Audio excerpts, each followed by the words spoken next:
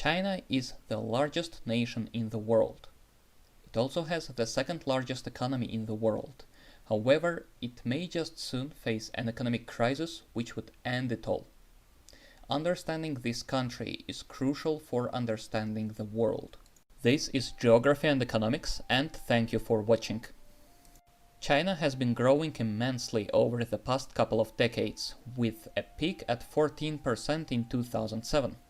This growth has happened largely thanks to Deng Xiaoping, who was the Communist Party's head after Mao died, and unlike his predecessor, he decided to embrace the foreign trade and open up the country to the rest of the globe.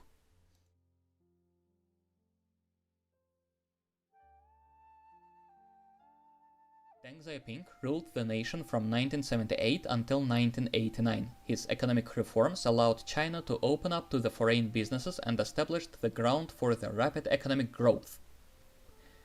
Deng Xiaoping and his successors' policies included liberalization of the Chinese economy, as well as the increased interaction with the rest of the international community.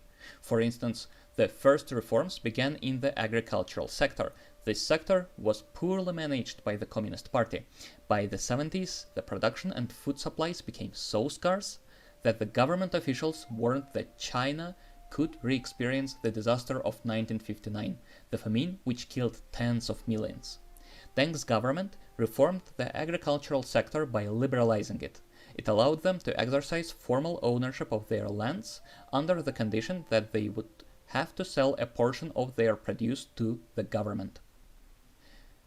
This policy increased the agricultural production by 25% between the years 1975 and 1985. In the 1980s, the controls on private business sector and interventionist policies continued to decrease. For example, the Communist Party relaxed the price control in 1985. In addition, a small-scale privatization of the state-owned businesses happened around the same time. One of the most important changes was the decentralization of the state control, which allowed the local provincial governments to experiment with the growth and privatization of the state-owned businesses. Plus, with the support of the China's first joint stock commercial bank, Yuangang, the China's merchant bank, and the first insurance company in China, Ping An Insurance, were both established in Shikou. Over the course of the 80s and 90s, Beijing established a number of special economic zones. By doing it, the government opened up the country to the rest of the international community. In 1990, Deng Xiaoping also reopened the Shanghai Stock Exchange, which was closed by Mao Zedong just 40 years earlier. In December of the same year, the Shenzhen Stock Exchange was established. These moves opened China to the international trade and allowed its producers to benefit from the relations with the foreign companies. Privatization continued after Deng's death in 1997. China's economy grew dramatically during the 90s and the early 2000s, and much of this growth was due to privatization and liberalization of the economy. However, with this also came the dependency upon the foreign customers. China produced an enormous amount of goods during this period. However, China's domestic market is not able to consume it. This is why China's growth continuously slowed down after 2008 global financial crisis. 373 million Chinese are still living for $5.50 a day below the upper middle poverty line. This is a huge challenge to the China's central authority, since this means that the Chinese domestic market is unable to consume the Chinese output and thus China is dependent on its customers. Zero-interest loans were also among the reasons of China's rapid economic growth. Zero-interest loans are usually good for the economy in the short term, since they can boost the investments and allow the producers who wouldn't be able to do it under normal conditions to employ the land and labor and create an output. However, this also means that the entrepreneurs are dependent on the zero-interest loans, and if a major crisis of some sort hits the country and the access to the capital becomes harder, then those who are dependent on this easy access to the money suddenly become unable to employ the labor, and consequently the unemployment follows. At this point, the economy slows down enormously. This was what happened to Japan in the 90s, when after a period of rapid economic growth, caused partially by the cheap credits, happened the lost decade crisis. The same thing might happen to China in a foreseeable future. If capital would become less available, then the Chinese production would decrease dramatically, and in China's case, the chaos may follow.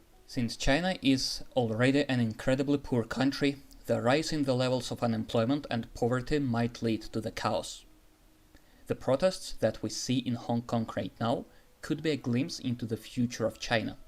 But first, it is important to understand China's geography.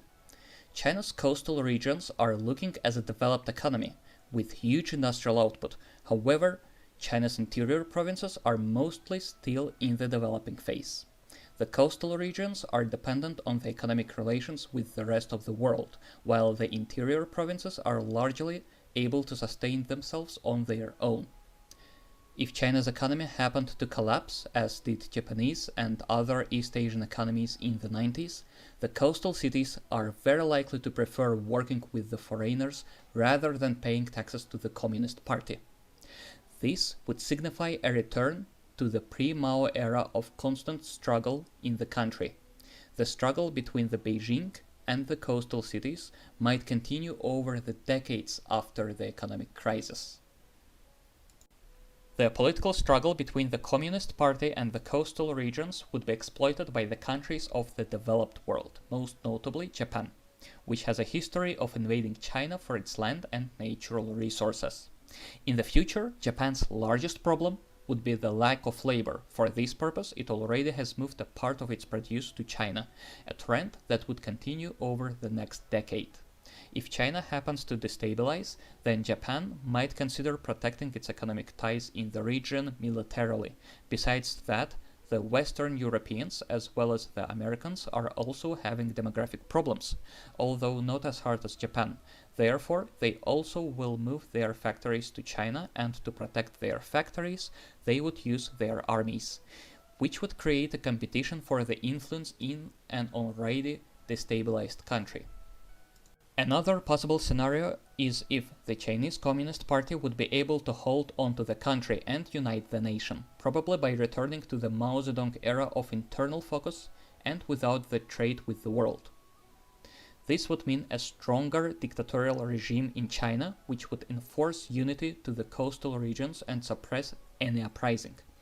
Although this is less likely to happen due to misconduct by the Chinese officials, since we already saw their incompetence in the way they dealt with the coronavirus crisis.